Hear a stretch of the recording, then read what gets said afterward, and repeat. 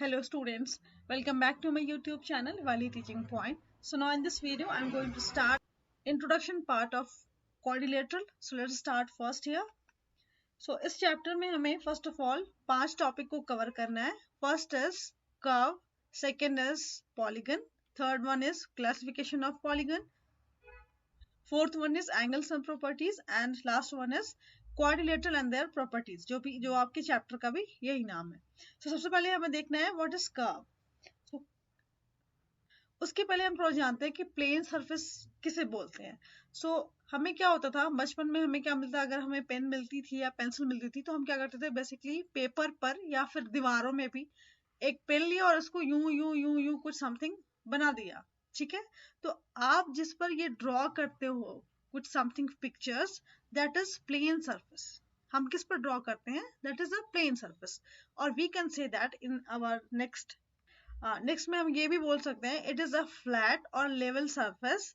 The paper is a model for a plane surface. अब plane surface के example क्या है, पेपर पे ही तो हम लिखते हैं, या फिर हमने एक ब्लैक बोर्ड पर लिखा है, या फिर ये लैपटॉप के स्क्रीन पर लिख रहे हैं. So this is also a plane surface.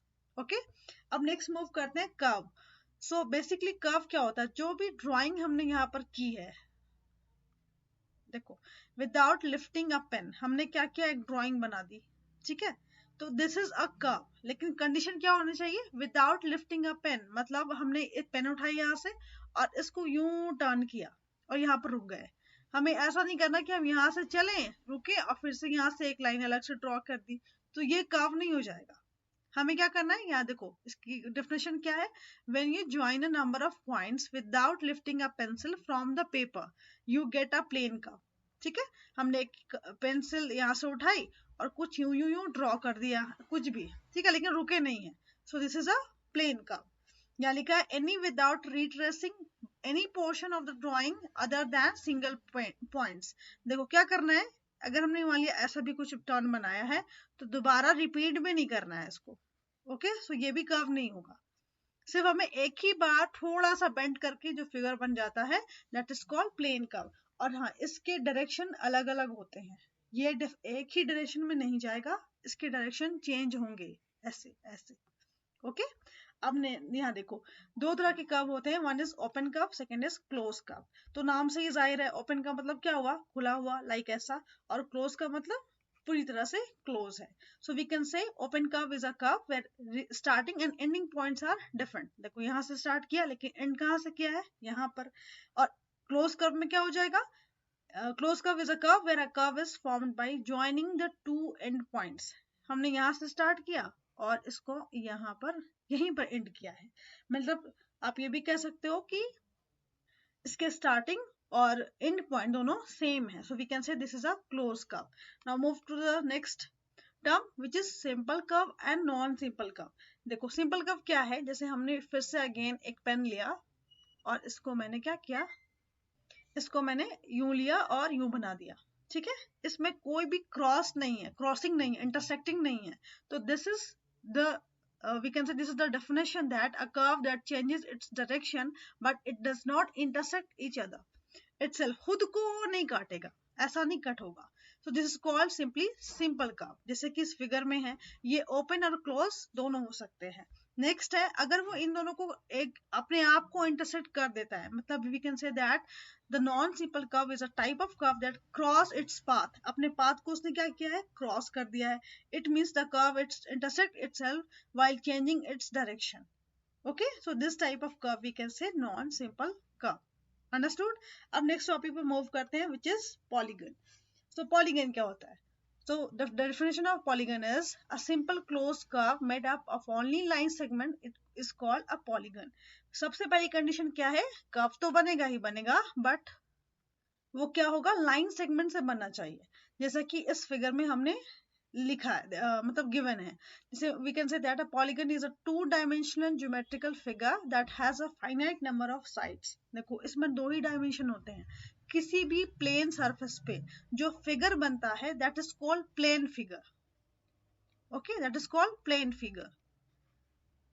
और इसमें ऑलवेज क्या होते हैं, टू डायमेंशन फिगर, लेंथ और ब्रेथ होगी.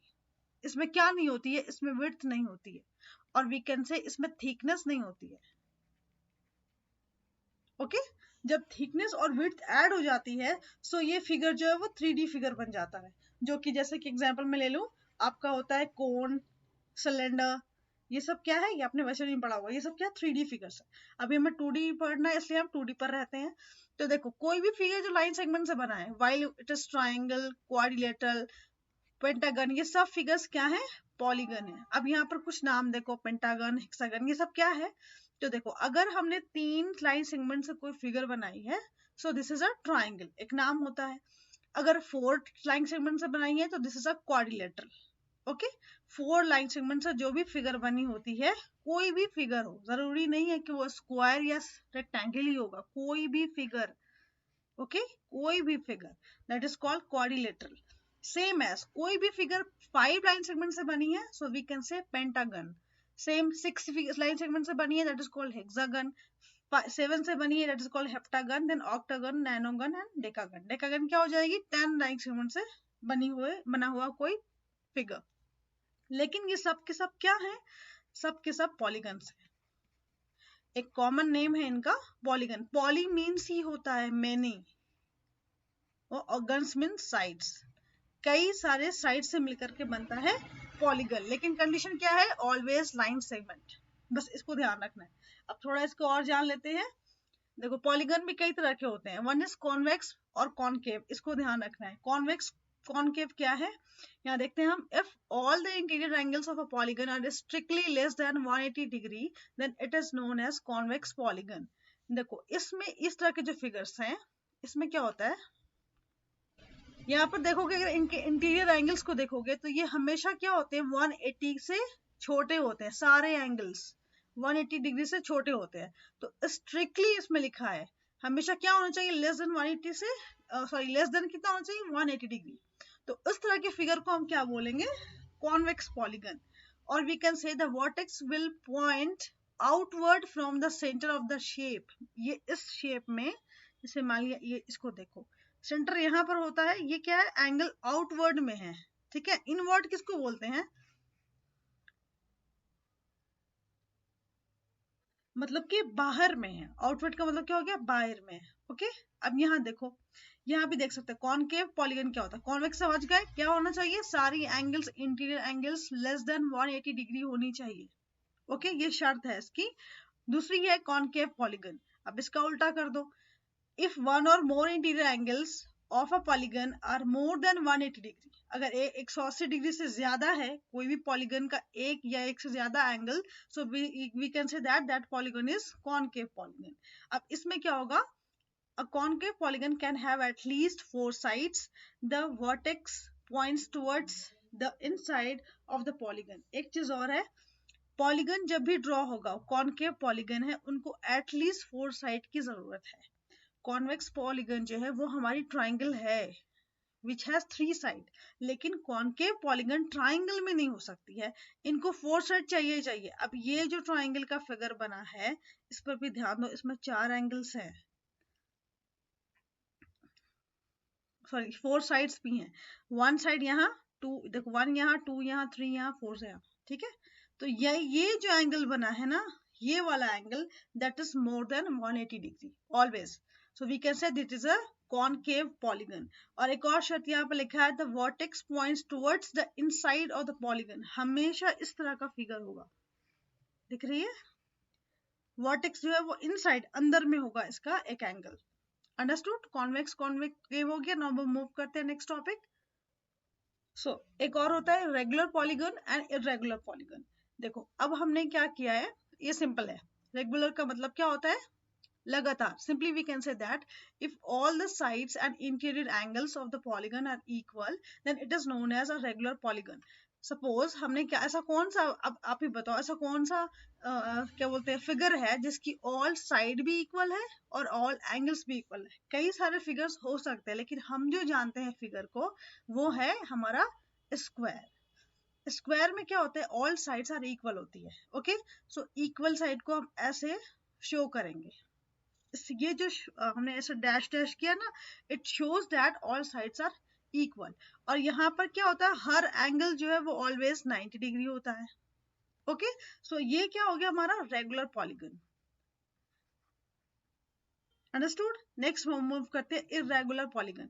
तो इसका उल्टा हो जाएगा, if all the sides and the interior angles of the polygon are of different measure then it is known as irregular. अलग अलग हो सकते हैं सारे साइड, जैसे हमने ट्राइंगल को ले लिया, ठीक है, ये ट्राइंगल, अब इसके सब एंगल्स इक्वल नहीं होते, सब साइड्स भी इक्वल नहीं होती, ये कंपलसरी तो है नहीं। ये देखो, ये क्या, यहाँ पर क्या है, ये जो line dash dash double dash ये सब क्या शो कर रहा है, इसका मतलब all side are not equal, ये सिंबल है, सिंबल्स है जिसको आपको ध्यान में रखना है। ओके, कभी ऐसा भी होगा, देखो यहाँ पर मैं थोड़ा समझा देती हूँ। जैसे कि हमने ये रेक्टेंगल लिया, हमें पता है अपोजिट साइड्स क्या होते हैं, इक्वल होते हैं, तो इस तरह को हम इसको ऐसे शो करेंगे, ये दोनों इक्वल और ये दोनों इक्वल। ओके, ये साइन होता है इक्वलिटी की। अब यहाँ देखो, ये इसका मतलब कि जब हमें ऑल साइड्स डिफरेंट दिखाई दे रहे हैं, ऑल एंगल्स डिफरेंट दिखाई दे रही हैं, so we can say that is a irregular polygon. अब इसकी अगर हम बात करें तो यहाँ पर भी देखो, ये दोनों 4 साइड्स इक्वल नहीं है ना, इसके सिर्फ 2 ही साइड्स इक्वल होते हैं, तो it is also a irregular polygon. Okay, तो हम ये कह सकते हैं रेक्टेंगल भी क्या है, वो हमारा इरेगुलर पॉलीगन है। ओके, नेक्स्ट मूव करते हैं हम नेक्स्ट टॉपिक। सो इसको थोड़ा सा समझ लेते हैं, एंगल सम प्रॉपर्टी क्या होती है। जैसे सिंपली नेम से ही हम नेम से ही देख सकते हैं एंगल सम प्रॉपर्टी। एंगल को क्या करना है, सम कर देना है। तो हमने एंगल सम प्रॉपर्टी ट्राइंगल में भी पढ़ी है पहले, तो देखो हम जानते हैं कि sum of all angles in a triangle is equal to what. So let's suppose हमने कहा ये ए है, ये बी है, ये सी है, अगर हम ये सबको ऐड करते हैं, angle E A plus angle B plus angle C, तो क्या आएगा, we know that 180 degree, sorry 180 degree. Sum of all sides of a triangle is equal to, sorry, sum of all angles of a triangle is equal to 180 degree. Same as angle sum property, ये कहलाती है angle sum property of triangle। और हमें भी पढ़ना है angle sum property of quadrilateral। so उसमें क्या होगा, हमने दिया quadrilateral एक कोई ऐसा भी, तो ये होगी एंगल ए, ये angle B, here is C, here is D। सो इनके एंगल को जब हम सम करते हैं, means angle A plus angle B plus angle C plus angle D, which is always equal to 360 degree। Okay, so simply we can say that according to the angle sum property of a quadrilateral, the sum of all the 4 interior angles is 360 degree। Okay, जितने भी 4 sided figures हैं, कोई भी figures है, सबके angle को सम करोगे तो कितना आएगा, 360 degree. So this is angle sum property of quadrilateral. अब हम मूव करते हैं our last topic, exterior angles of a polygon. अब एक्सटीरियर एंगल्स क्या होता है, तो we know that exterior angles किसको बोलते हैं हम। सो जैसे कि मैंने एक फिगर ड्रॉ की, दिस इज, मैंने क्या किया, एक किसी साइड को एक्सटेंड कर दिया, लेट सपोज मैंने इस साइड को एक्सटेंड किया है, तो यहाँ पर एक एंगल बनी ना। सो ये जो हमारी एंगल होगी, this is called exterior angles. अब इंटीरियर एंगल्स किसे बोलते हैं, तो फिगर के जो अंदर में एंगल्स बनी है, that is called interior angles. समझ आई। अब यहाँ देखो क्या करना है, exterior angles of a polygon are formed when by one of its side and extending the other side। हमें क्या करना है, एक्सटेंड करना है। एक फिगर ले लो, सब तरफ से एक्सटेंड करो। हमने इस साइड को यहाँ से एक्सटेंड किया, इस साइड को, एक साइड को यहाँ एक्सटेंड किया, इस साइड को यहाँ किया, तो सबकी एंगल्स के सम कितने आएंगे, ऑलवेज 360 डिग्री। सो इस फिगर में हम कह सकते हैं angle A plus angle B plus C is equal to 360 degree। Okay, so these are exterior angles of a polygon।